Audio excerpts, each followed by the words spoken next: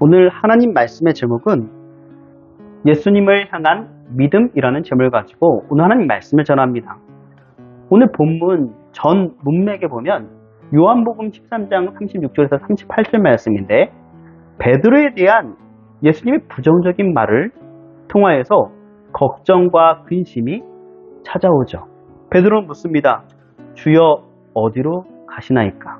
예수님께서는 내가 가는 곳에 내가 지금은 따라올 수 없으나 후에는 따라오리라 라고 말하고 있죠. 현재 어떤 점이 부족하기에 이 베드로에게 지금은 따라올 수 없다라고 했을까요? 베드로는 걱정과 근심에 쌓여져 있을 것입니다. 그러나 우리들은 알죠.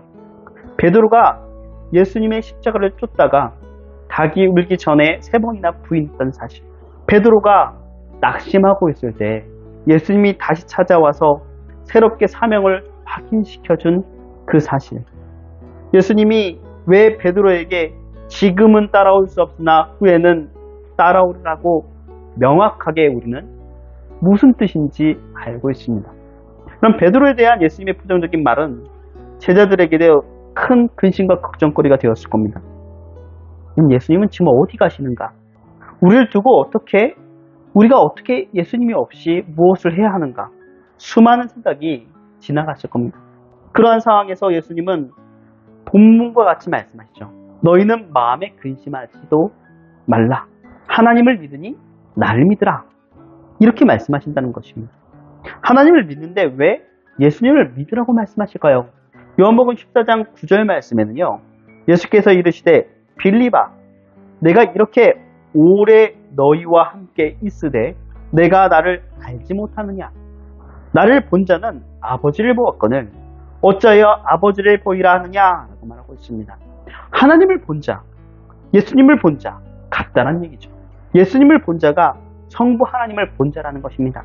그러니 너희는 마음에 근심하지 말라, 두려워하지 말라 라고 말씀하신다는 것이죠. 이처럼 베드로에 대한 예수님의 부정적인 말로 인하여서 걱정과 근심이 들어왔지만 예수님을 만난 우리는 하나님을 본 것이므로 두려워하지 말고 걱정과 근심에 휘둘리지 말고 격려하는 본문의 말씀을 우리는 기억해야 합니다. 현재 우리는 예수님을 눈에 볼 수도 없습니다. 어디 계신지 알 수도 없습니다. 그러니 우리가 이런 질문을 할 수도 있겠죠. 베드로와 도마처럼 주여 어디로 가시나이까? 주께서 어디로 가시는지 우리가 알지 못하거늘 그 길을 어찌 우리가 알겠습니까? 내 현실이 막막합니다. 주님이 없는데 어떻게 이 현실을 이겨내며 나갑니까? 어떻게 하면 좋겠습니까? 라고 우리는 예수님께 말합니다. 이 상황에 보면 우리는 예수님이 없다는 그 생각에 마음에 둘 곳이 없다는 거죠. 그럼 차를 몰고 어디를 갈 때 주차할 만한 곳이 있는지부터 우리는 고민합니다. 주차 자리가 넉넉하다면 그렇게 마음이 편할 수가 없습니다. 주차장은 뭐하는 곳? 차를 세우는 장소입니다. 한편으로는 마음을 편안하게 만드는 곳이기도 하죠. 그럼 목적지에 딱 도착했는데 마음 놓고 차를 세울 수 없다. 그처럼 마음이 불편한 적이 없을 겁니다. 마음 놓고 차를 세울 수 있기 때문에 평안함이 있다는 거죠. 사실 우리 모두는 마음에 둘 곳을 찾는 사람입니다. 그런 면에서 마음을 열고 내 마음을 보여줄 대상이 옆에 두고 사는 건 복 있는 사람이죠. 부끄러워하는 마음 전체에 어떠한 것을 볼 수는 없지만은 답답하고 아프고 약간이라도 보여줄 수 있는 사람이 있다면 그 사람은 행복한 사람입니다. 때로는 마음 둘 곳이 없다는 생각이 들 때도 그 원인을 자신 때문이라고 생각하면서 자책하기도 하고 설령 그렇다 할지라도 마음이 둘 대상을 우리는 찾아봐야 되고 살펴보아야 합니다. 산책을 하면서 산이나 거리나 바람이나 햇빛을 보고 느끼는 것도 괜찮은 일이죠. 하나님께서 우리에게 주신 마음 둘 곳을 우리는 그 선물을 찾아내야 된다는 것입니다. 그럼 그래도 우리 마음에 둘 곳 하나는 확실하죠. 머리 둘 곳이 없다는 그 예수님이 우리의 확실한 우리의 거처입니다. 마음에 둘 곳에. 여러분의 삶은 막막합니까? 무엇 때문인가요? 학업 때문인가요? 돈 때문인가요? 경제적 위기 때문인가요? 연애 때문인가요? 아니면 자녀 때문인가요? 아니면 부모님 때문인가요? 직장 때문인가요? 등등 막막함이 모두에게 있을 겁니다.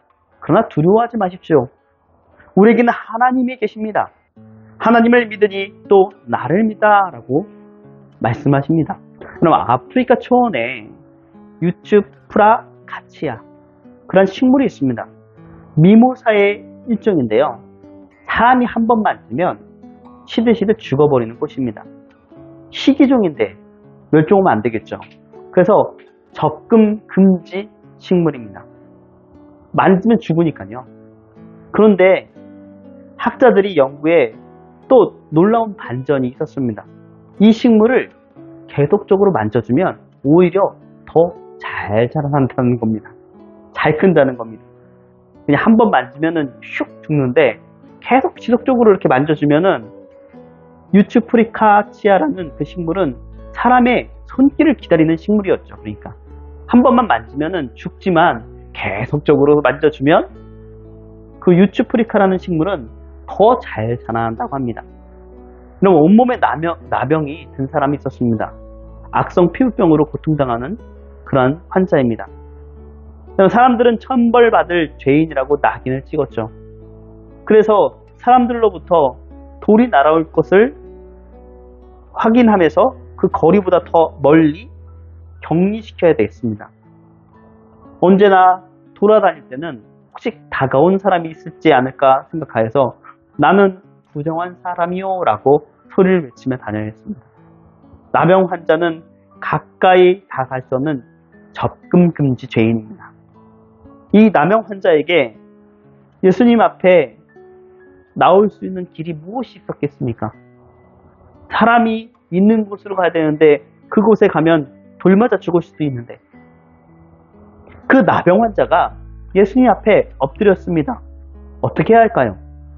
예수님은 돌로 쳐서 그 유대의 법처럼 그 피부병 환자를 쳐야 될까요? 손을 내밀어 그에게 대시며 깨끗하게 되었다라고 말씀하셨습니다. 그러자 나병은 곧 떠나갔죠. 예수님에게 나병 환자는 부정한 죄인이 아니라 따뜻한 손길을 기다리는 사람이었습니다. 여러분, 우리 인생은 이 세상을 살아가는 동안 두려움과 불안과 걱정과 근심에 사로잡힐 때가 한두 번이 아닙니다. 그럴 때마다 내가 좀 더 많은 돈과 재물이 있어야지 이런 걱정과 근심이 없을 텐데 하실 겁니까? 내 지위가 조금 높았더라면 혹은 건강했더라면 만약이라는 것을 사용하여서 걱정과 근심이 없었을 텐데 라고 하면서 그 원인을 다른 데로 돌리실 겁니까? 자신의 소원만 이루어지면 걱정과 근심이 안 생길까요? 과연 그렇습니까? 많은 재물과 돈을 모으려고 소원이 성취된다면, 그것이 이루어진다면 걱정, 근심이 사라집니까? 또한 우리들이 바라던 대로 높은 지위, 그 직책에 올라가면 그동안에 우리 모두 괴롭혔던 걱정과 근심의 불안이 말끔히 사라집니까? 아니지 않습니까? 그러면 오히려 그 재물을 잃을까봐 더욱 불안해하며 그 재물로 인하여서 새로운 걱정과 염려가 발생될 겁니다. 꼬리에 꼬리를 물지 않겠습니까? 그 높은 지위에 오른 사람일수록 그 지위를 지키기 위하여서 낮은 지위에 있을 때보다 더 많은 스트레스와 걱정과 근심을 하지 않겠습니까? 그렇다면 이 모든 염려와 불안, 걱정, 근심을 해방할 수 있는 길은 과연 무엇일까요? 오직 하나님의 손길을 기다리는 방법뿐입니다. 여호수아가 여리고에 보낸 두 정탐꾼이 여리고 성벽 위에 있던 기생 라합을 만났습니다. 집에 머물게 되었는데 라합은 이들을 단번에 알아보고 지붕에 있는 지푸라기 밑에 숨겨둡니다. 정탐꾼을 뒤쫓던 자들은 라합의 거짓 정보에 혼선이 겪었고 정탐꾼은 그 틈을 타서 창문 밖에 내려진 줄을 타고 무사히 도망치죠. 그럼 라합 덕분에 목숨을 건진 정탐꾼은 그들에게 얘기합니다. 붉은 줄을 매달고 모든 가족을 모아라. 라합에게 당부하죠. 이스라엘 군대가 침공할 때 그 붉은 줄을 보고 라합과 그의 가족들은 생명을 보존할 것입니다. 그런 징표입니다. 결국 라합과 그의 가족은 이스라엘이 전쟁을 움직일 때 살아남았습니다. 그럼 표면적으로만 보면 적국의 첩자를 숨겨준 대가로, 부정적인 대가로 목숨을 보존한 것처럼 보입니다. 그러나 그런 이야기가 아니라 라합의 이야기는 믿음을 가진 근본적인 특성이 무엇인지에 대해서 우리에게 담대하게 보여준다는 것이죠. 그럼 라합은 구원을 철저하게 믿음에 근거하였습니다. 여리고 성에 있는 가나안 거민들은 여호와와 그의 백성 이스라엘에 대해 이미 많은 정보들을 알고 있었습니다. 소문을 들었습니다. 성경은 여리고 사람들이 이스라엘 백성들을 심히 두려워하였고 간담이 녹았다. 여호와께서 하신 일을 들었다라고 얘기했습니다. 그러나 라합은 여호와 하나님을 아는데 그치지 않고 여호와 하나님을 유일한 하나님으로 믿고 진실이 그 두려운 마음, 그러한 두려운 단계까지 갔다는 데에 라합의 믿음이 있다는 것이죠. 그냥 소문으로 아는 것이 믿음이 아니라 내 것으로 만드는 것이, 내가 예수님을, 하나님을 믿습니다 하는 것이, 그것이 믿음이라는 것입니다. 라합은 자신의 믿음의 근거에 구원을 얻었으며 믿음의 고백을 할 때 의롭다함을 받았습니다. 그리고 그 믿음을 담대하게 표현하였죠.